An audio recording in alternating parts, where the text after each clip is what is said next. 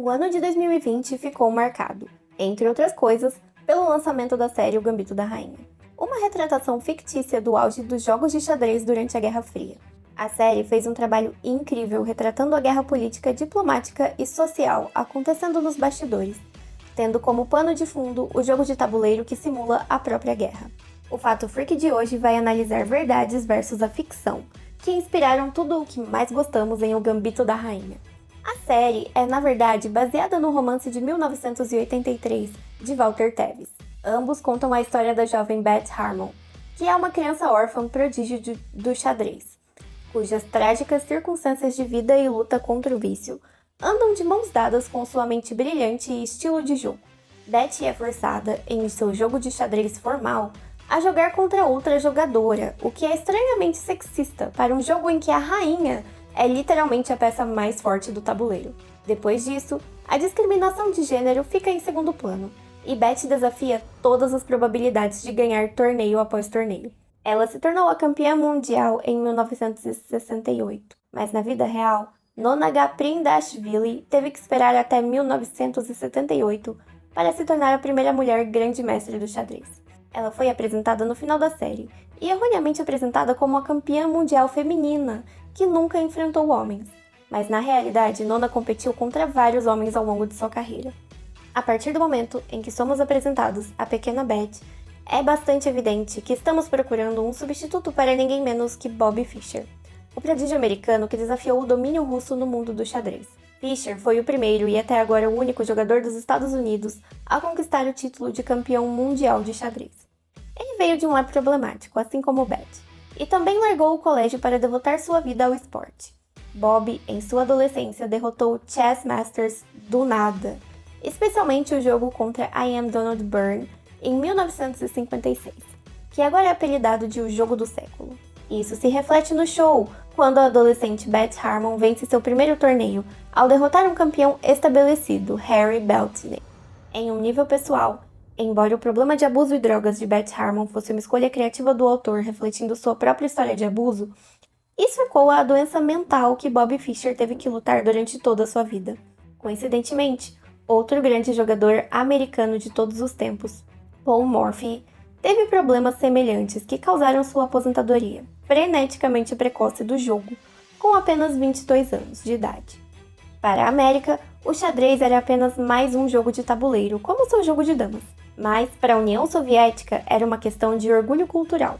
A cena em Gambito da Rainha, onde vemos dezenas de mesas de xadrez no meio de um parque em Moscou, não é apenas um visual esteticamente agradável. Era uma visão ridiculamente comum à era soviética da Rússia. O xadrez era um jogo número 1 em praticamente todas as famílias soviéticas.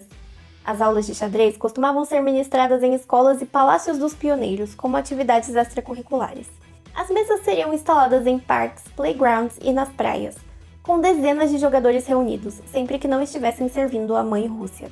Tudo começou com a Revolução Russa de 1917, quando o elitista jogo de xadrez foi compartilhado com as massas, como um símbolo do fim da monarquia.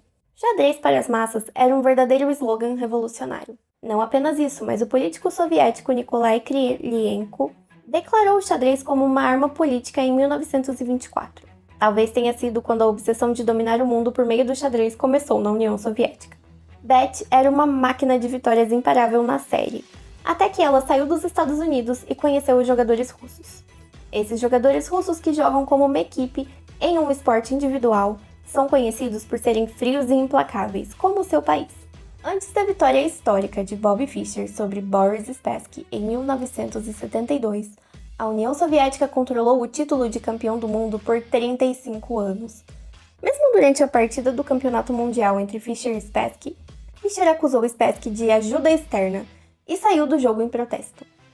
O ex-campeão mundial Vishwanath Anand, em uma entrevista formal com a mídia, também afirmou que os jogadores russos dariam pontos aos seus companheiros de equipe, ou se ajudariam a vencer jogadores ocidentais ou asiáticos. Não porque quisessem, mas porque eram forçados pelo regime soviético. Quando Beth Harmon encontra o campeão mundial Borgov pela primeira vez no programa, ela fica intrigada com seu grupo, um dos quais acabou sendo um agente da KGB.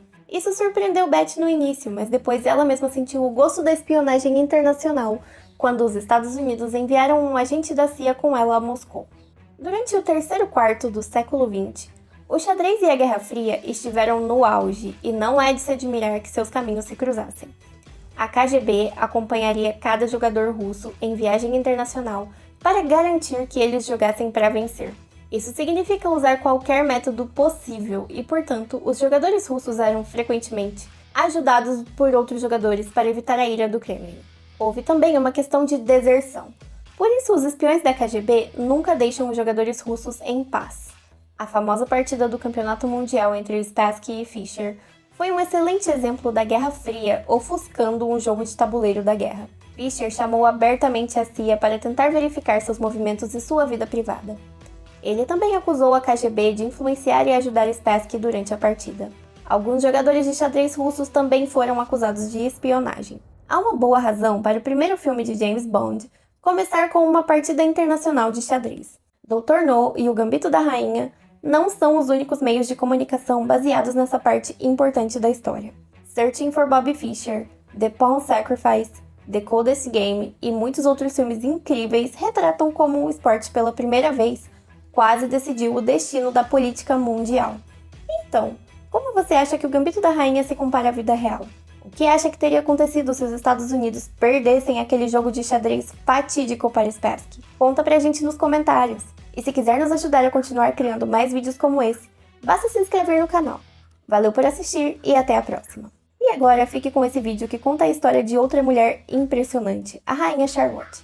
E descubra se sua representação em Bridgerton é baseada em fatos reais.